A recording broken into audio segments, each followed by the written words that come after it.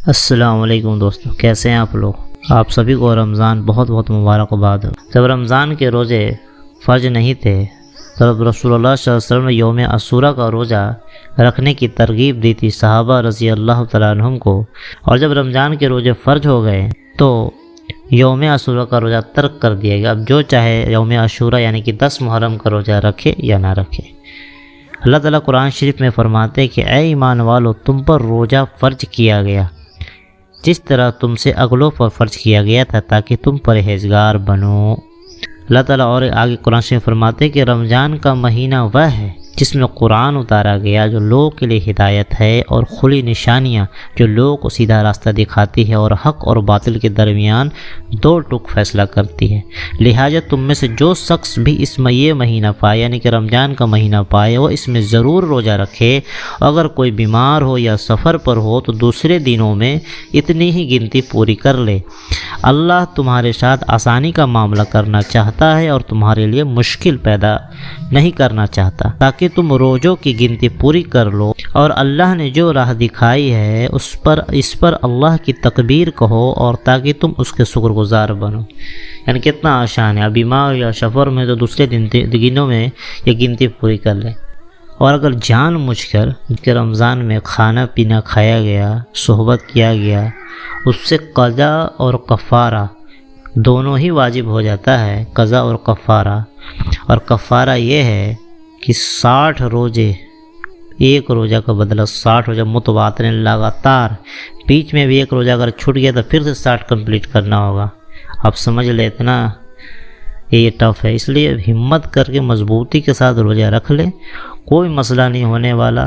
2 وقت کا کھانا نہیں کھائیں گے تو کسی کو کچھ نہیں ہونے والا۔ اور جہاں تک دوائی والے حضرات ہیں جو دوائی کا بہانہ کر کے روزہ نہیں رکھتے ہیں، بولتے کہ دوائی کھانا ہے، تو یہ بات تو ایک دم پروفڈ ہے کہ میڈیکل اسٹور میں ایسی کوئی دوائی نہیں ہے جو اگر آدمی نہیں کھائے تو وہ مر جائے گا۔ ایسی کوئی دوائی نہیں میڈیکل اسٹور میں۔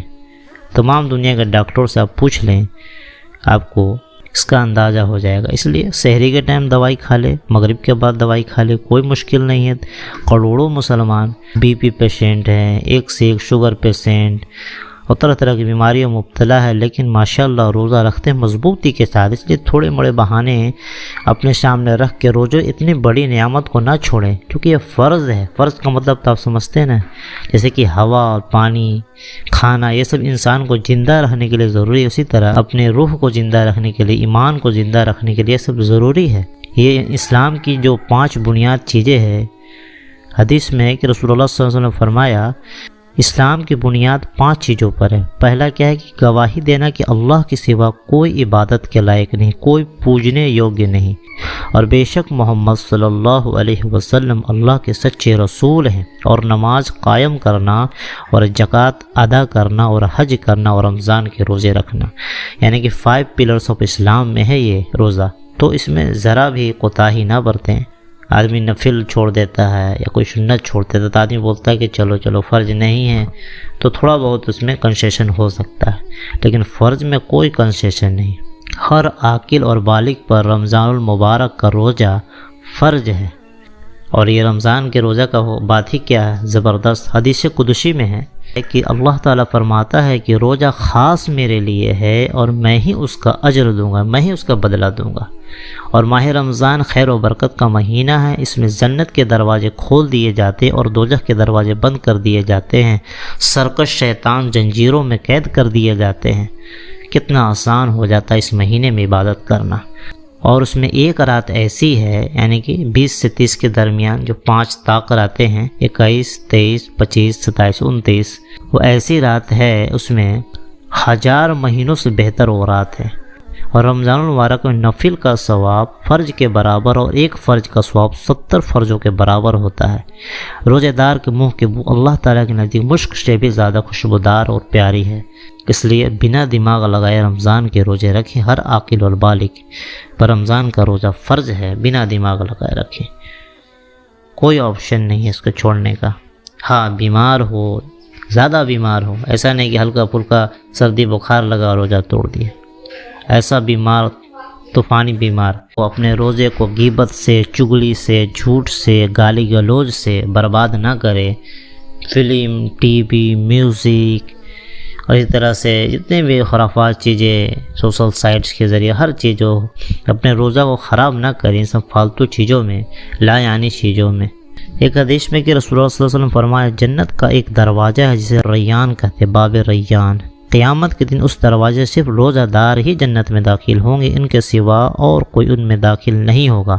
پکارا جائے گا کہ روزہ دار کہاں ہیں؟ وہ کھڑے ہو جائیں گے، اس کے سوا اس سے اور کوئی اندر نہیں جانے پائے گا، اور جب یہ لوگ اندر چلے جائیں گے تو یہ دروازہ بند کر دیا جائے گا، پھر اس سے کوئی اندر نہ جا سکے گا۔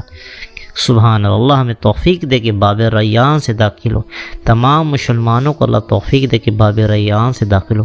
تمام مسلمانوں کو اللہ توفیق دے کہ رمضان کے روزے ضرور رکھیں، بنا دماغ لگائے، بنا بہانہ کیے، بنا ایکسکیوز دیے ہوئے رمضان کے روزے رکھیں۔ کوئی مشکل نہیں، بہت آسان ہے، بس پریکٹس کرنے کی ضرورت۔ اگر بچوں کے اندر رمضان روزہ رکھنے کی اگر شوق پیدا ہو رہا ہے تو ان کو اور شوق کو بڑھائیں، انہیں روزہ رکھنے کو تاکید کریں، ہمت دیں، حوصلہ دیں، نہ کہ اس کو ایک کبھی بچہ ہے بڑا ہو جائے گا تو رکھے گا، نہیں، عادت بنوائیں، دھیرے دھیرے ایک کا ہی عادت بنوائیں، پھر 2، 3، 4، 5 طرح سے وہ 30 روزہ رکھنے لگے گا۔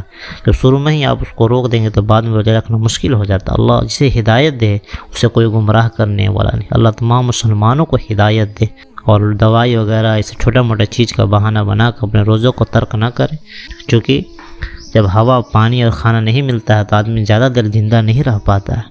اسی طرح جب فرض ادا نہیں ہوگا تو پھر روح مر جائے گی اور ایمان کہیں دور چلا جائے گا۔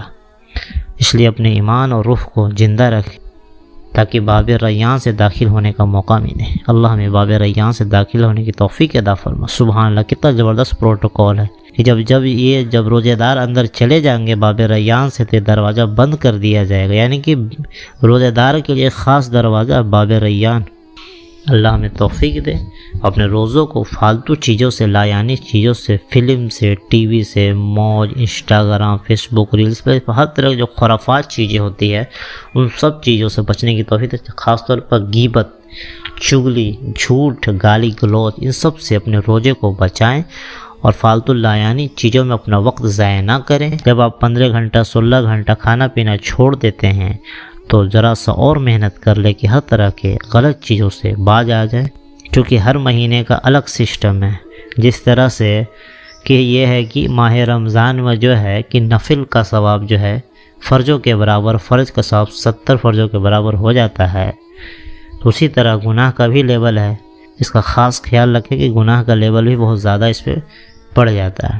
اللہ ہمیں توفیق دے کہ ہر طرح کے برائیوں سے بچتے ماہ رمضان کے روزے مضبوطی کے ساتھ رکھیں۔ اللہ ہمیں رمضان کے روزے رکھنا آسان کر دے اور ہمیں آزمائش سے بچا، آزمائش سے بچا، آزمائش سے بچا، آمین۔